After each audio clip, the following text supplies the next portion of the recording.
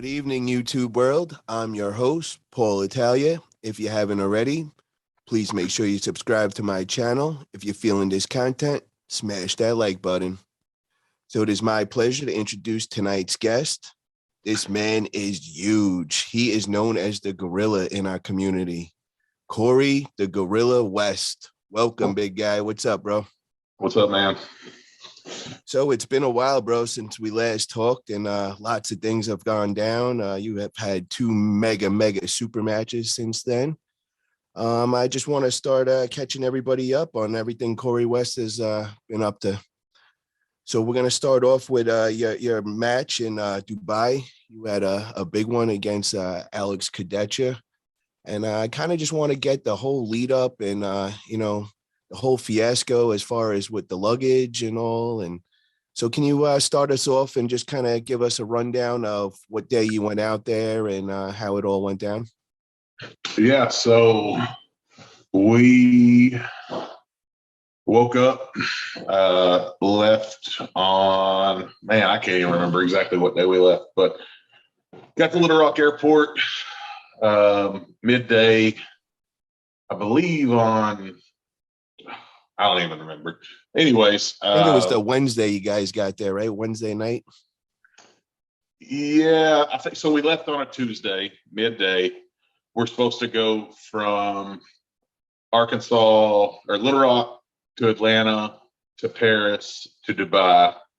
Ended up being about 22 hours of travel. It was, I mean, the luggage thing just killed it, man. Like, they figured out that they had lost our luggage or misplaced it within, I mean, we'd been on a flight for about an hour to Atlanta. We try to get on our connecting flight, and they tell us that our luggage was sent to the carousel, like we were staying in Atlanta. And that was all the way across. There was no way for them supposedly to get over there and get it in time. I tried to express to them that finding clothes for me was not going to be easy, that they were going to make this a very difficult trip if this went down this way. And that is 100% what they did. They did not care. Delta Airlines did not care at all. Wow. So, we get there. Sorry. Do what? No, keep going. So we get there, and the crew there at Core Sports and everything were great. They were calling every day, trying to get it figured out, had some connections. But, apparently that's a whole world of its own, that whole luggage thing. And Paris apparently is a really, really struggling airport where they go on strike a lot and they're short-staffed a lot. So our luggage never even got scanned in. It made it to Paris, but never got scanned in. They were supposed to be trying to urgently get it to us. I, would have loved to just had it before the match, period. But, it just didn't work out that way. So we spent most of our free time in Dubai attempting to buy, just clothing and normal stuff to get by.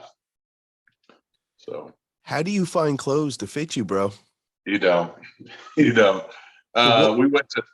went to 5, 6, 7 different places, huge malls with hundreds of stores, and walked around for hours. And we ended up finding one mall that had one big and tall store in it. And they might have had about 30 shirts in that whole place of various sizes. And, they just didn't have very much to choose from. We ended up finding one long sleeve t-shirt that fit me, and one tank top and a pair of shorts. And it was about 300 American for that. And then the biggest dilemma was shoes. I wore a pair of slides over there just to be comfortable on the airplane. And it took us up until probably 2 or 3 hours before the event to find shoes that fit. Oh my God. Yeah. Wow. Yeah. So I know before you were going, I had you on, I think it was 2 weeks before the big event. And the main topic was dealing with jet lag and all. So I kind of want to just kind of get what what your reactions are. What did you experience? Did jet lag really play a factor in things? Did you feel it? Did you not notice it at all? Um, I was really fine as far as that stuff went. The stress of the luggage was unfortunate because it was very stressful. Um, and then the amount of they talk about like swelling and stuff like that, from travel. You know, I weighed. I mean, as far as I knew, I weigh every day, and scales are different and whatnot. But I weighed, maybe low 430s, high 420s whenever I left. And by the time I got there, my ankles were swollen and stuff like that. My joint, and they were 100% right. If you had any kind of, aggravated anything, like my shoulder on the ride home was awful. But I really think it wouldn't have been that bad if I hadn't have been traveling. Like if I'd have just pulled an event and got in a car and just kind of, but being in the air, the trip home took us over 30 hours. We ended up stuck in Paris for 5 or 6 hours and then stuck in Atlanta for 7 or 8 hours. So, it just was weird. But yeah, I mean, I had retained a lot of weird water weight between the time I got there or got on the plane versus when I got there. That's very interesting. And what you said with the swelling and the inflammation. So if you had tendonitis or anything before your match, and you get on the flight, and you're feeling decent, but you're not 100%, and now you get on that flight, that might just inflame it. That could It be a might. problem. I didn't have any of that prior to the event. I just know that my shoulder, every time we'd get on a plane and be up in the air for 7 or 8 hours, it almost like lock up. Like I'd have to really stretch it and mess with it while we were, on our layovers to be able to find comfort in it. And then almost, within the first couple, every day we were home and not traveling, it was feeling better and better and better, which just led me to believe that like they said, being up in the air and all the added inflammation, and it was just weird. Something I hadn't experienced. Yeah, and I agree with that. And now that you said that, brother, when I go to my Florida place, and I'm always pulling over there. And the last time before I left, I had practice the day before I left. And now that you said that, holy shit, I was unbelievable. It felt like a toothache. Like it felt like I was at the very beginning of arm wrestling again. And I really don't get too sore anymore. I'm pretty used to it and everything. But yeah, I think that definitely played a factor, and it really inflamed me up. So that's just something that we want to keep in mind for all the guys going over to East versus West and Dubai. If they experience any kind of tendonitis or inflammation, that's something you might want to get fixed before you're going over there, because it could come into play when you get on that flight, and all that pressure or whatever, it could really inflame things. So moving on now to the actual match, bro. I know you didn't get the results that you ultimately wanted, but the one thing I gotta say, bro, we all learned that day.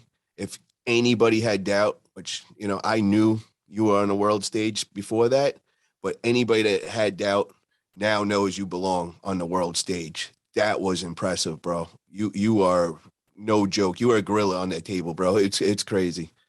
So can you just run us through that day when you first woke up, kind of, you know, from what did you eat, what were you feeling, and just kind of give us the lead up. Yeah, yeah. Not to make any excuses. We were still pretty much doing a lot of looking. Like I said, we didn't find shoes until a couple hours before. I don't know that we ever just like we tried to see some of the things while we were there, and we tried to relax a little, but the the luggage thing, and then they had us doing several things while we were there. Between trying to juggle it all, there was really just no time to unwind and relax and try to get that there was time, but we had to spend that time driving around Dubai trying to find clothing and just stuff like that. But So it's got to Um, be real stressful. You never got to just like relax and just take a deep breath and take in everything. You kind of just were running from one spot to the next. I'm sure you had interview after interview. Any yeah, free time, you're friggin' racing around Dubai like a lunatic trying to find something that fits. Yeah, that don't sound like too fun of a time like that. yeah. I mean, we still had fun, and the course, like I said, the course sport group was great, and I don't regret it by any means. I just wish a handful of things would have worked out a little different. Even like I and I'm sure it's worse being my size and always of being big. My entire life. Like the shorts that I wore. Like they're like literally the biggest. They were literally the biggest, most comfortable pair of shorts I owned, and I wore them on the plane. I mean, they went like halfway down my, past my knee to my ankle, but that was literally all I could wear. And then the shirt was, well, their sizing's different over there, so the shirt fit like shit. And then I love shoes, but I'm really picky. I absolutely hated the shoes I was wearing. Like I hated it. Like I felt so uncomfortable like in what I was wearing that it was hard to kind of like not think about it. You know what I mean? Yeah. It was weird. I mean, none of that stuff mattered. When they said go, I was the best I could be at that point. And none of it, I think, made an impact, had a factor or anything on winning or losing. It was just like in that moment, you wanted things to be different. Yeah. But no, it was fun. I What were I've your never nerves like the been day of? Were you now because I mean this has got to be the biggest stage you've been on so far, correct? by a long shot, yeah, for sure. So I mean, how are you feeling that day? Are you waking up? Are you confident? Are you feeling your nerves again to you a little? Are you able to eat? No, I'm pretty normal. I don't really have the nerves thing. I, I can remember a time when I used to get a little bit nervous, but never like most people. Like I just always kind of enjoyed the moment. Um, and even John, after we competed the other day, he said on an interview that was one of the things that he highlighted was I don't put a lot of pressure on myself, and I don't let the nerves get to me. I just show up and try to enjoy the moment and do what I can do. So now you grip up. You guys you're at the table. You first grip up with Alex. First thoughts. I felt really good in the setup, and I think it made you can go back and watch it a little bit. Alex, super nice guy. He did play some really good tricks. He was kind of in the ref's ear way more than I was. And he kind of took a lot of the focus off of himself. I can't remember exactly how it went down, but there's even a ref script where they close us up, everything's good, and he pulls his hand out, he starts saying no, no, no, and he can feel it that he's down far enough in my hand because they've started him below his knuckle that he feels uncomfortable, and I felt amazing. I felt like that was, you know, um, that one, was favoring me in the setup a lot. Whereas the later it went, he complained more and more about my shoulder to the point where they had my shoulders so twisted up that, it felt like a huge disadvantage. And the whole time, I'm like, hey, get him down off my knuckle. And they're starting us, and he's completely over my thumb. I mean, and a guy that big, that strong, that you can't let him. I mean, that'd be like us starting in a hook, you know? Um, Now, but, what did you take that's, from that though? Like, because now you're playing on a world stage, so I'm assuming this is the games that you're gonna be playing. yeah, no doubt. I mean, he kind of took some of Devin's tricks, and if I had to do it over again, I'd either just, back up away from the table or whatever. But even, there was an interview where, oh, what was the ref's name? What's his name? I'm not sure was it Bill Collins? Oh, yeah, Bill. Yeah, I'm Bill. bad with names. Okay. But Bill did a podcast with Strong. Strong Jim or whatever. And he Strong even made cast guys. he even made a comment about how it was almost impossible to get the way our hands were built for Alex to start below my knuckle. Wow. But I mean, I've been arm wrestling for 6 years. It's not that hard. It just, when a guy's spotting it, yeah, I'm sure it is hard, but you still have to start them fair. I mean, Can I ask you a question, Corey? Do you think maybe that Corey's got to be not so nice anymore, and you got to be an angry gorilla when you get on there? And no, I just think that I'm going to have to be a little more, demanding in certain situations like that. It's easy to get caught up in that moment and just kind of, not feel like you want to be that guy, but you kind of got to be that guy in those situations, or you got to be, bro. or This you can is be taken advantage of. And I'm not saying that I was taken advantage of. I should have done a better job of fighting for myself than I did. it's But not even taking advantage, bro. It's just when you're getting up to that level, man, and it's like the littlest tiny little centimeter makes that big of a difference, man. You got to be aggressive. There is no just being that nice guy up there and just letting somebody get what they want, bro. You got to just be, fighting. The second you guys touch your hands, it's on, bro. yeah, So, but yeah. so I mean, there's always going to be some things. I felt like I was put in like I've never felt like I really allowed myself to get very aggravated with the foul situation. Um, and I should have just kept a cooler head than I did, but I got very frustrated. Really after the first go, because we're on running fouls, and I catch him in a hook, and I set my shoulder to try to turn and transition to drive sideways, and they stopped the match on running fouls. Whenever I'm almost certain I would have pinned him, we were as deep as we were the whole thing, and I felt all of his power just go away whenever the match stopped in that deep of a hook, even though it was on his side of the table because he was really aggressive on the hit. But that, we're on a running foul system. I should have had the opportunity to win that match, or he should have had to pin me to get a restart. and what Just like happened? What happened? They didn't. They just stopped they it. stopped it. Yeah, they stopped it. Okay. Which is very aggravating for me because I'm a guy that is, trying to catch this guy's hit and make the match stop. And, he was pretty much rewarded a restart for fouling in a running foul system.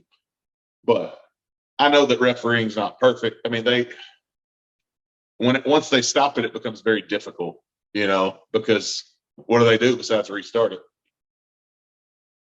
Yeah. Whereas, whenever I got my first runner, I had to pin Alex to get a restart.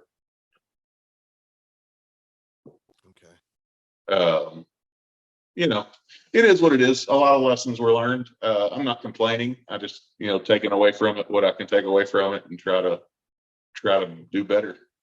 And now, what did you feel as far as power from Alex Kurdecha? Did you ever experience anything of that caliber, or you're pretty comfortable with what you felt, and it wasn't something new to you? It was kind of the same. Yeah.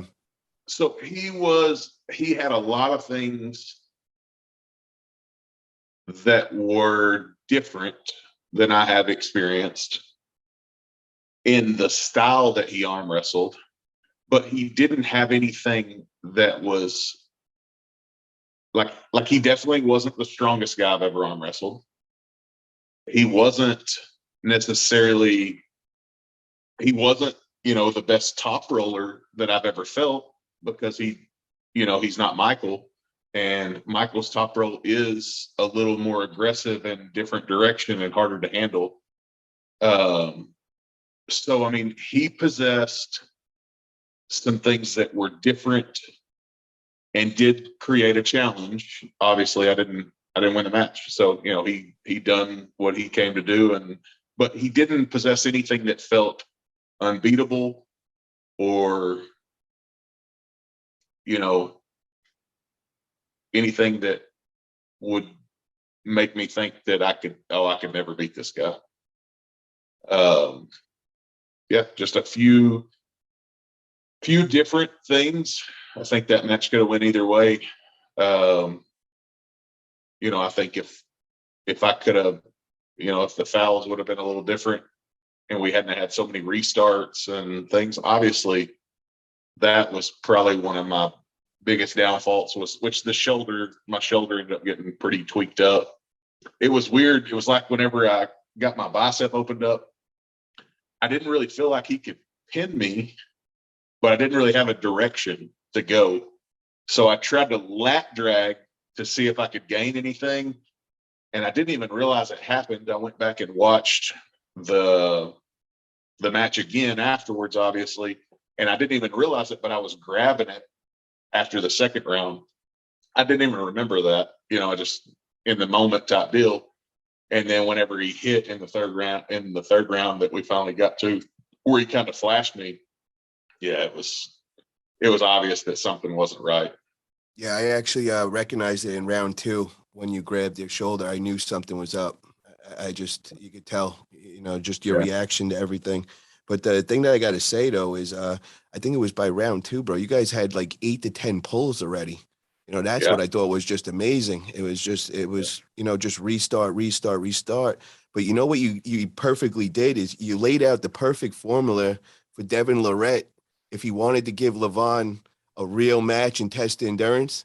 You showed the blueprint of what to do, by getting 8, 9 pulls before you actually even got to round 2. Yeah. Yeah. No, it was fun. Alex was a great guy. He just was the better guy that day in that situation.